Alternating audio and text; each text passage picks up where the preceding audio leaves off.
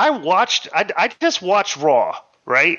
And it's the hour and a half version on Hulu, and I swear there was only like 5 things that happened in the hour and a half segment. Literally, there's got to be like way more stuff in this. But when I'm going to read this that I didn't see, like there has to be, Well, so there I'm were a lot of find out. packages, and there was a lot of putting over Rhea and putting over Asuka, because I think they know that match is not hot and it has no buzz, so they're trying to bring wrestlers in to make it seem important. And I think it's too little, too late. Well, let me so right off the bat, they have. I'm not interested in this. The Miz TV. He's got Trish, Becky, and Lita, and they're all just they're trashing Miz. Miz asked Trish and Lita when they returned just to play backup to Lynch, and Lita showed off her title belt since she doesn't feel like backup. She feels like one half of the tag team champions. Damage Control comes out, and basically they just get in each other's face, jaw jack each other. And you haven't done anything. Lynch said to Becky, and she spoke about various times she thought the feud would end, and now can only end at WrestleMania. And Lynch spiked the mic, and the team kept jawing at each other. And they go to the break, and they come back out of the break, and we got a match against Io Sky with Becky Lynch, and like 11 minutes. This is what, bro. I thought this is the old school lazy booking where you fill a whole angle into like a half, the first 30 minutes of the show. And I just, I'm not into this. I don't care. And what did you think of this? Well, I didn't think anybody was really good on the mic except Bayley had one good jab when she told that Trish and Liv that they were relevant like 20 years ago. Right. And then Trish pointed to one of the belts and she was like, well, that makes her relevant now. But Bayley was the one, Becky was the one that really brought it. She destroyed Miz, just buried the guy with the tiny and some other shit. And then she also browbeat Damage Control and then buried them, bro. She had a really good promo, good fire, might be the cold open.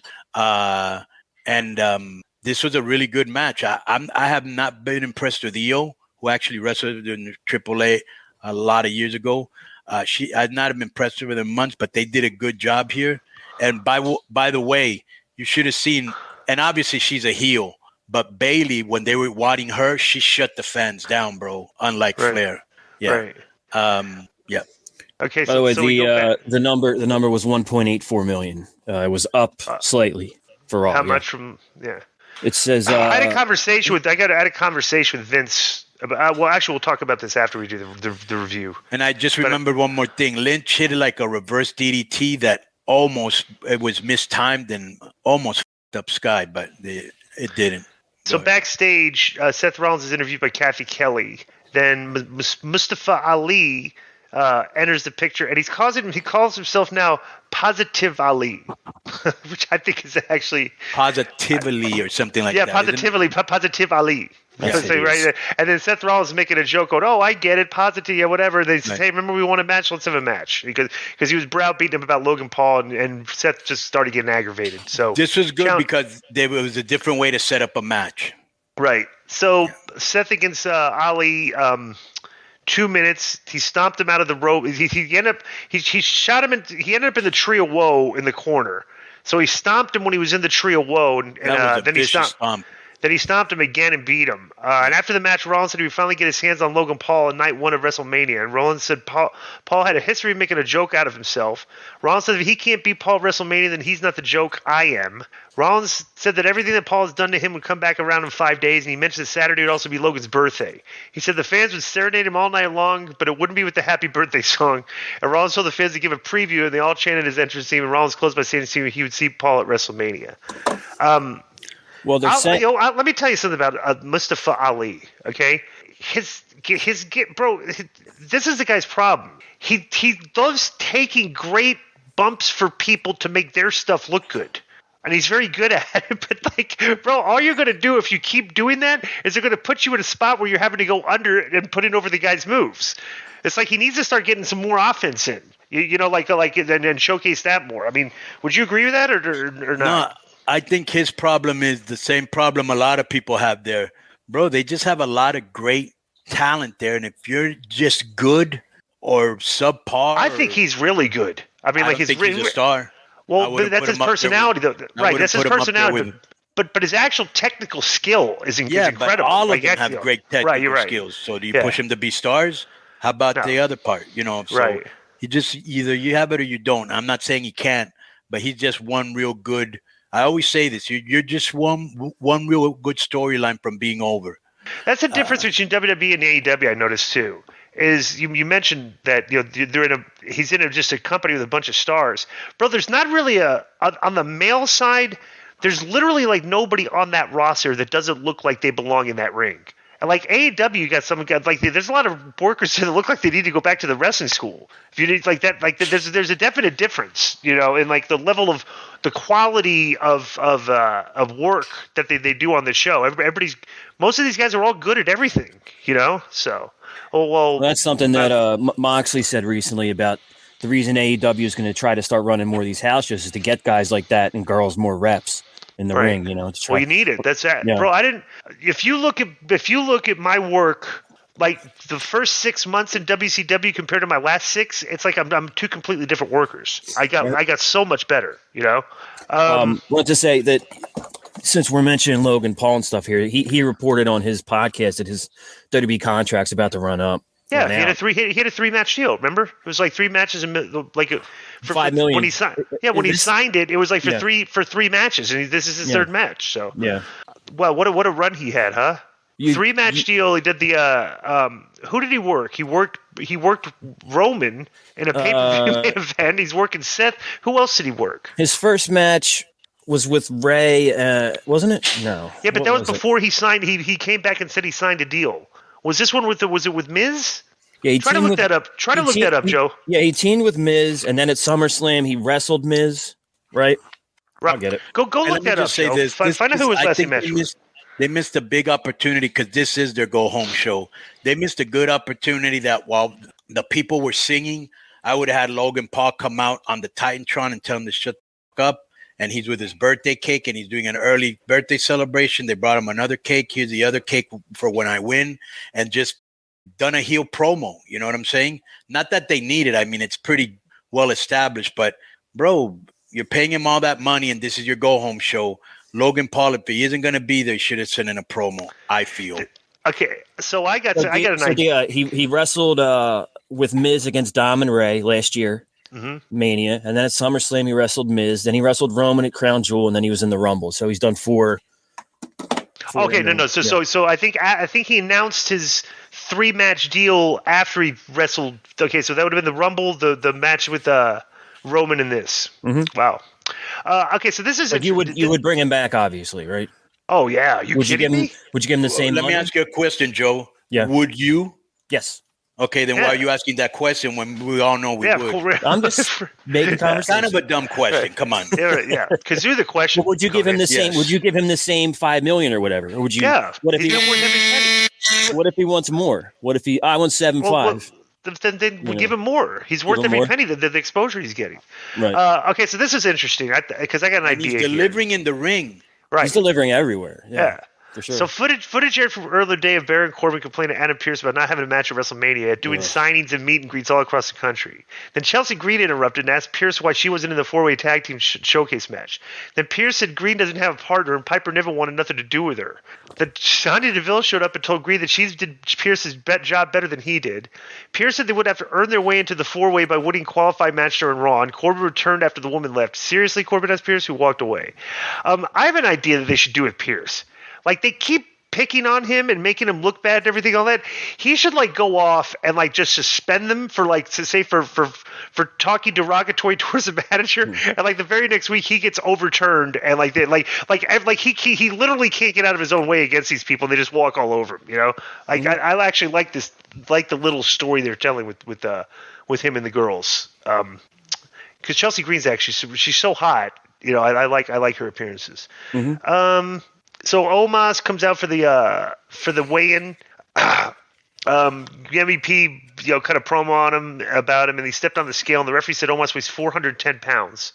Then Brock makes his entrance, and once in the ring, he charged right at Otis, and was unable to take him off his feet with a pair of shoulder blocks. And Lesnar picked up the scale, but almost booted him in the face, and Omos picked up the scale, and Lesnar powdered out of the ring, and the crowd chanted Suplex City, and Patrick indicated that Lesnar versus Omos match would be held on Saturday.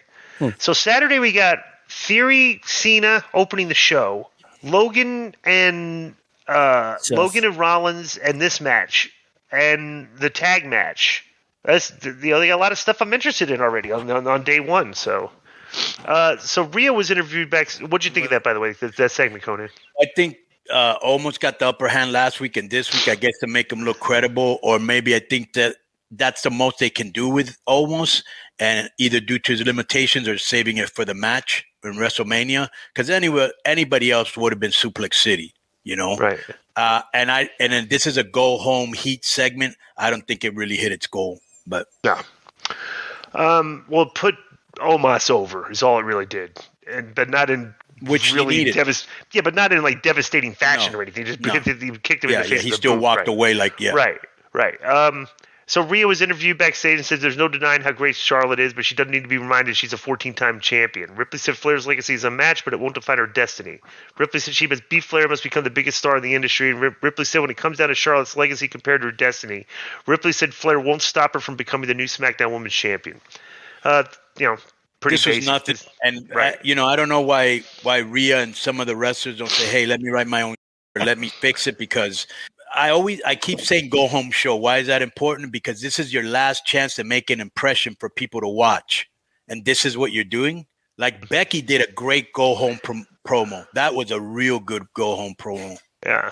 So next they had a video with Finn Balor, and it was kind of like shot really cool because it was kind of like a dark, and his face was really it's just you got to look at it. It's kind of cool the way they shot it. And Balor told Edge to do whatever he has to unlock his demons. But Balor said he doesn't summon his demons. It's always there. He said you just have to look closely.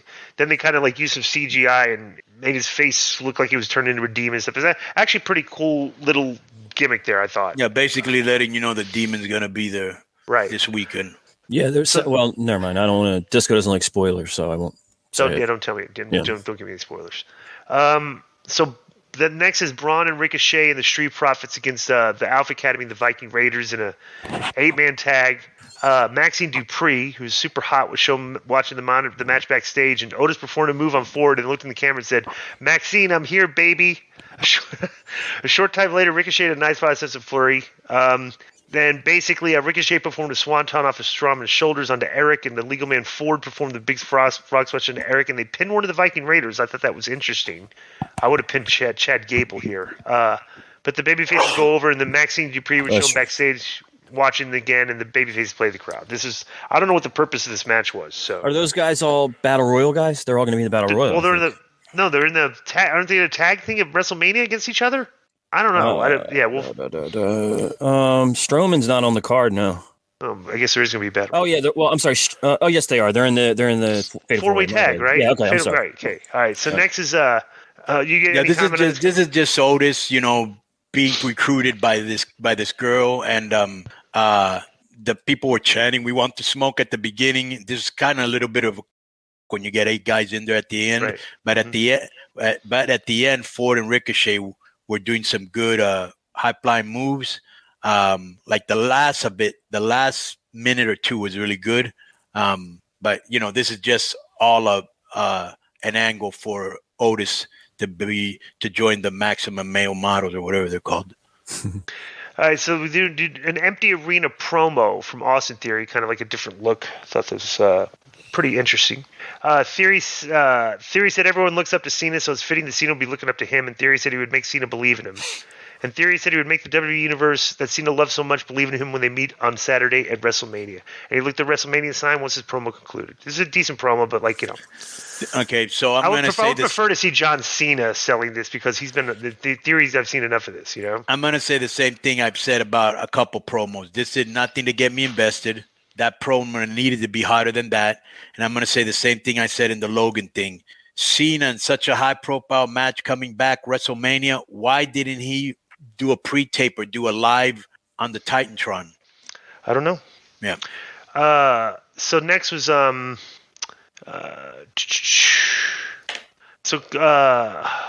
am I at? Oh, so next is another Chelsea Green and Sonya Deville wrestle Michin and Candice LeRae for qualifier for the 4-team showcase match at WrestleMania, and Sonya Deville and Chelsea win. Any comment? The only thing I can say here is, bro, first of all, the Poison Pixie What a brutal name. Nothing like accentuating the fact that you're diminutive. You know what I'm saying? And where's That's the an OC? excellent word for a Latino on a podcast. Where's the OC? Where only I say that. Where's the Sorry. OC? Well, they're going to be in the Battle Royal too. So. Yeah, but why weren't they there? No, you're right. And I like DeVille because she's really great at talking trash. And I thought her segment, I didn't say this, but between Corbin, Pierce, Green, and what was the other person that was in it? And DeVille, that was really good. All four of them. All right, so next, Kathy Kelly introduced Heyman. He was basically just hyping up Solo, and he did mention that he said Cody will have to take the emotional baggage that Reigns will dump on him on Friday's SmackDown at WrestleMania. So he's teasing that Roman is going to drop a bomb whenever he talks about Cody on Friday. So, and then Dom and Damian Priest got in the ring, and Dom cut a good heel promo. Said, "Dad, he was basically just burying his family, burying everybody." Said, "Dad, I've never said this out loud, but I wish Eddie Guerrero was my real father. You never existed because my entire family is a disgrace to the Mysterio name." Remember we talked yesterday, one of the mailbag questions was asking who's a better heel, Dom or MJF? Right. Bro, Dom, nobody's getting better heat than Dom right now in the business. I mean, is anybody getting better heat than that? No. It's like, so I would say that Dom right now is isn't that crazy that kid that we've known for a while and everything. I have, he's been in the club. I've met him multiple times. Ray used to put Dom on the phone with me when he was a little kid, like when he could barely speak and to insult and call me, right. which was funny. So, but that's crazy that he's like the number one heel in wrestling right now. It's like it's unbelievable how this happened if you think about it. I'm so happy for him, man, and happy for Ray too. So Ray against Damian Priest, and Dom attacks Ray when he goes up for the 619, and Priest held Ray while Dom threw punches at him. So then Santos, Joaquin, and Cruz del Toro run out, and they cause Dom and Priest to leave the ring. So they're still keeping that. That I call it like a satellite angle working, right. Where you still got the connection with those guys. You know what's funny? Well, you know what those guys should do is they should keep like coming out to help Ray even when he doesn't need help, and then kind of like start saying, hey, Ray needs to show them respect back, and he needs to return the favor. And Ray's going like, I'm not asking you guys to do any of this. I mean, I don't know. They need to be like friendly with each other, but that relationship needs to turn sour too. That's where that should go. I good heat when Dom said he wished his dad was Eddie Guerrero. Now right. This was good, but I disagree with Joe. I thought SmackDown was better for two reasons. Because he finally got his dad to hit him. He finally got his dad to agree to a match. And it showed that what makes Ray crack, him screaming to his mom. Like, you don't disrespect your mother. Right. Everything else I can put up with. That was great. Right. So backstage, Luke Gallows and Carl Anderson found their names on the Battle Royal entrance list. Payday, Gallows said. It's a pretty good line. And Johnny Gargano was there. So why Boogs, Elias. But not with this girl, if they're a team. Yeah, I don't know. Right. So and then then Dexter Lumis was there, and Elias and Bronson Reed, and when Elias turned around again, Bobby Lashley was there, and he took issue with Elias, claiming he was a lock to win. Who is Bobby Lashley wrestling? Does he have a match at WrestleMania now? No, he's in the Battle Royal now too. Yeah, wow. They do a backstage segment. You probably didn't see it. Yeah, I didn't. Yeah, one on the. And let me just say, bro, the problem here is that Ziggler always loses, and the announcers try to make him feel credible, which makes them sound dumb. Same thing in AEW when they'll get a guy there that's like 15 and 30, and they're you never know. In wrestling, anything can happen.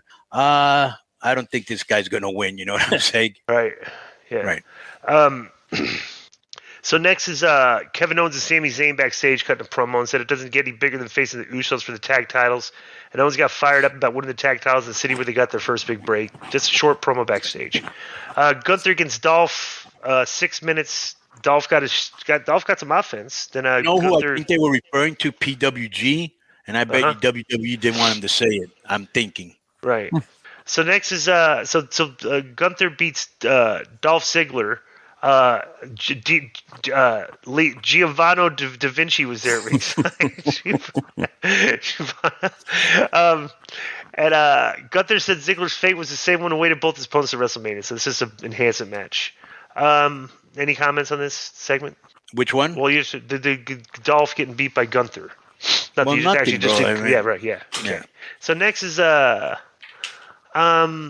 Cody against Solo. He did hit a great famouser though.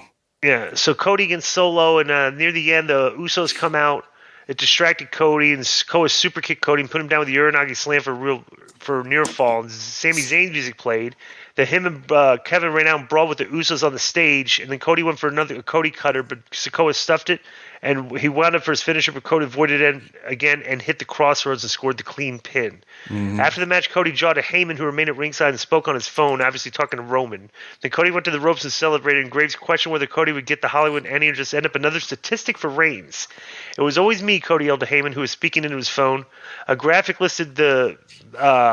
well, and then they went off the air. What'd you think of this? I don't know, bro. I have mixed emotions because I think they did this to make it seem like Cody has a chance with Roman, but I think people already think that. And I don't know why you kept Sikoa undefeated all this time for Cody to beat him. I would have left him undefeated and maybe had done something with Roman down the line. Right. Well, let me say this. Me and Vince were talking about, I guess, like this, like the second half of the show dropped off like 200,000 viewers, right? And Vince was wondering if he thinks that like maybe Cody's not drawing or something. It's like, well usually the show drops like 400 to 500,000 people from start to finish. So $200,000 drop off for which normally the third hour, bro. People just are not used to watching this whole show. Like there's not a lot of people that watch this from start to finish. I would suggest. No, the third hour always drops. It's right.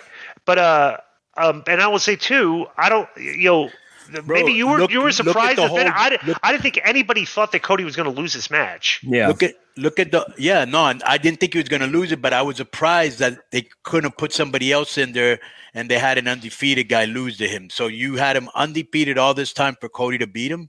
And it was that's basically a clean win too. It wasn't like a, schmozzer. You're right. It was a clean He was distracted. win. He was distracted, though. He could have protected Solo here. I would have. You know what I thought would have been more interesting here is if they booked this as like a Samoan street fight, and so it wasn't like a regular match. You know what I'm saying? I don't know. It's just I don't know. So, but the show was all right. There was a lot of like I said, the Hulu version there was only like 5 things. So whatever. So. Let's comment. Bro, it's too long. And just saying what I said before, you look at it, and I guarantee you 90% of the shows this year and last year, they all had a third hour drop. They always do. Right. Yeah. All right. So that's been our Raw review.